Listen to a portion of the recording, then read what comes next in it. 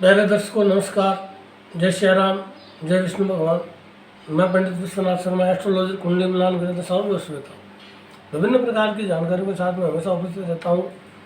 पुरुषोत्तम मास चल रहा है, श्रावण का अधिक मास चल रहा है। आज प्रथम श्रावण शुक्ला द्वितीया तिथि है और हम जो है पहले अध्याय को कर चुके हैं।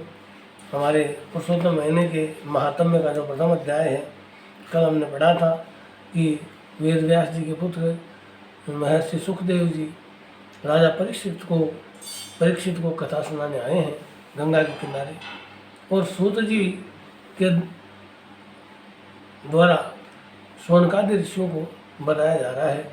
इसके बारे में हम चर्चा कर रहे थे। आज पुनः दूसरे अध्याय में चर्चा करेंगे कि सूत जी और ऋषियों के मध्य क्या वार्तालाप होते हैं तथा किस प्रकार से भगवान की कृपा बनती है। ओम मंगलम भगवान विष्णु मंगलम गरुड़ध्वज मंगलम पुण्यकांत मंगलात्मो हरि।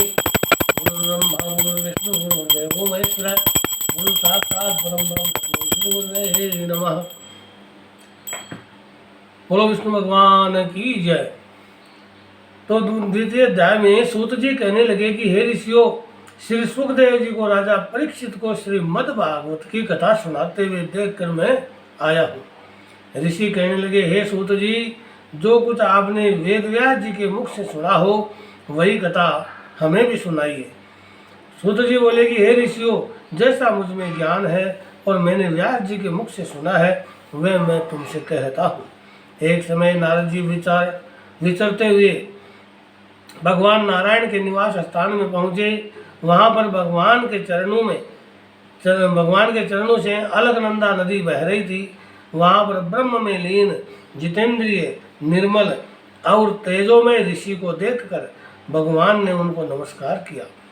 तब साष्टांग नमस्कार कर श्री विष्णु की स्तुति करते हुए नारद जी कहने लगे कि हे देवाधिदेव, हे संसार के स्वामी, दया सिंधु, आप सत्यवादी हो, त्रिसत्य हो, सत्य के सार रूप सत्य से उत्पन्न हो और सत्य योनि हो, आपको नमस्कार है। हे भगवान, सब प्राणियों के हृदय विषयों में आसक्त हैं, स्त्री पुत्रादि के मोह में सभी फंसे हुए हैं। गृहस्थी लोगों का हित करने वाला लाभदायक कथाव्रत कुछ विचार कर मुझे भी बतलाइए। आपके मुखारविंद से कुछ सुनने के लिए ब्रह्मलोक से मैं आया हूँ। नारद जी के ऐसे वचन सुनकर भगवान हंसकर नारद जी से कहने लगे कि हे नारद, भगवान श्री कृष्ण आदि की पुण्य कथा को सुनो। हे तात, जगत के विधाता और उसको एकमात्र पल में नष्ट करने वाले उनके कर्मों को कहने वाला पृथ्वी पर कोई समर्थ नहीं है। हे नारद जी, ऐसे भारयुक्त कथा भी तुम जानते हो, परंतु फिर भी दरिद्रता को हरने वाला, यश और श्रेष्ठ पुत्रों को देने वाला, मोक्ष देने वाला तथा शीघ्र सेवन योग्य ऐसे अद्भुत पुरुषोत्तम मास का महात्म्य मैं आपको कहता हूँ। नारद जी कहने लगे कि हे प्रभु, स्वामियों सहित मैंने चैत्रादि मास तो सुने हैं, परंतु उनमें पुरुषोत्तम मास नहीं सुना। यह पुरुषोत्तम कौन सा महीना है और ये कैसे हुआ? हे कृपानिधे, यह सब आप मुझसे कहिए। इस माह का स्वरूप और विधान मुझसे कहिए। क्या करना चाहिए, स्नान कैसे करें और दान कैसे करें, क्या करें, और जप पूजा तथा उपवास आदि के क्या साधन हैं। इसके अतिरिक्त और भी कोई सार हो, ये सब बतलाइए। सूत जी कहने लगे, हे ऋषियों, नारद जी के ऐसे जनहित कारक वचनों को सुनकर भगवान चंद्रमा के समान शीतल और शांति देने वाले वचन बोले। हे नारद जी, जो कुछ भगवान कृष्ण ने राजा युधिष्ठिर से कहा वही मैं तुमसे कहता हूँ। एक समय धर्मराज युधिष्ठिर जुए में दुर्योधन से सब कुछ हार गए तो द्रौपदी को बालू से पकड़कर दुष्ट दुशासन ने खींचा और वस्त्र भी पकड़कर खींचे तो कृष्ण भगवान ने रक्षा की। उसके पश्चात युधिष्ठिर आदि राज्य को छोड़कर काम्यक वन को चले गए। वहाँ पर वन में युधिष्ठिर द्रौपदी आदि बाल बिखेरे वन में रहने वाले हाथियों की तरह वन के फलों को खाकर अति दुख को प्राप्त हुए। एक समय देवकी के पुत्र श्री कृष्ण भगवान उनको दुखी जानकर काम्यक वन को गए। उस समय युधिष्ठिर आदि श्री कृष्ण भगवान को देखकर ऐसे प्रसन्न हुए मानो देह में प्राण आ गए हों। वे बड़े प्रेम से मिले और हरि के चरण कमलों में नमस्कार किया। द्रौपदी ने भी प्रणाम किया। राजा युधिष्ठिर को दुखी देखकर और ऐसे ही द्रौपदी को दुखी देखकर श्री कृष्ण भगवान भी अत्यंत दुखी हुए। जब विश्वात्मा भक्त वत्सल भगवान ने दुर्योधन को भस्म करने के लिए क्रोध किया तो मानो करोड़ों काल कराल के समान मुख से प्रलय काल की अग्नि उदी हो और दांतों को पीसते हुए मानो त्रिलोक को भस्म कर देंगे। तब अर्जुन भय से कांप उठा। युधिष्ठिर और द्रौपदी तथा दूसरे उपस्थित वृंद हाथ जोड़कर भगवान को प्रसन्न करने के लिए स्तुति करने लगे।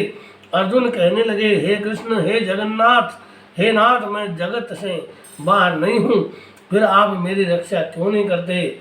आप तो सारे जगत की रक्षा करने वाले हो, जिनके नेत्र बंद करने से ब्रह्मा का पतन हो जाता है, जिनके क्रोध से सारे विश्व का नाश हो जाता है, कोई भी जीवित नहीं रह सकता। हे जगतपति, इस संहार करने वाले क्रोध को आप दूर कीजिए। आपके क्रोध से संसार में प्रलय हो जाएगी। भगवान कहने लगे कि हे नारद जी, अर्जुन इस प्रकार कहकर हाथ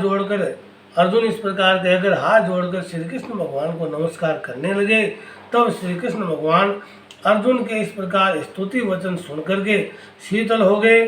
फिर प्रेम से व्याकुल होकर युधिष्ठिर आदि सभी ने श्री भगवान को बारंबार नमस्कार करने लगे। श्री नारायण कहने लगे कि हे नारद जी, इस प्रकार प्रेम से मग्न हो सिर झुकाकर हाथ जोड़ बारंबार भगवान कृष्ण को नमस्कार कर अर्जुन ने भगवान श्री कृष्ण से जो प्रश्न किया वह मैं तुमसे कहता हूँ। हरि भगवान ये सब सुनकर पांडवों के हितकारक वचन कहने लगे। कृष्ण कहने लगे कि हे अर्जुन, मेरे वचनों को सुनो और आपने जो अपूर्व प्रश्न किया है, इस समय मैं इसका उत्तर देने को समर्थ नहीं हूँ। यह गुप्त प्रश्न ऋषियों को भी कठिन है, तो भी हे अर्जुन, मैं तुम्हारी मित्रता और भक्ति से प्रसन्न होकर अत्यंत कठिन उत्तर को क्रम से कहता हूँ, सुनो। हे अर्जुन, एक समय में संयोगवश अधिक मास आया, उसको सब असहाय, निंदक, अपूज्य, मलमास और नवी की संक्रांति से वर्जित ऐसा कहते हैं।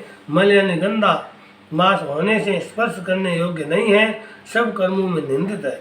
इस प्रकार लोगों के वचन सुनकर वह मलमास कांतिहीन निरुद्योगी दुखों से युक्त मेरे पास आया और वैकुंठ में जहाँ पर मैं निवास करता था स्वर्ण के सिंहासन पर बैठे हुए देखकर मुझको दंडवत प्रणाम किया और दोनों हाथ जोड़ नेत्रों से आंसू बहाता हुआ इस प्रकार कहने लगा,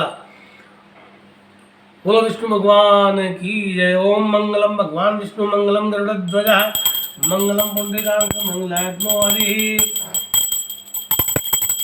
ओम शांताकारं भुजगशयनं पद्मनाभं सुरेशं विश्वाधारं गगन सदृशं मेघवर्णं शुभांगं लक्ष्मीकान्तं कमलनयनं योगिराजं वन्दे विष्णुभवनं सर्वलोकेशनाथं सर्वलोकनाथं।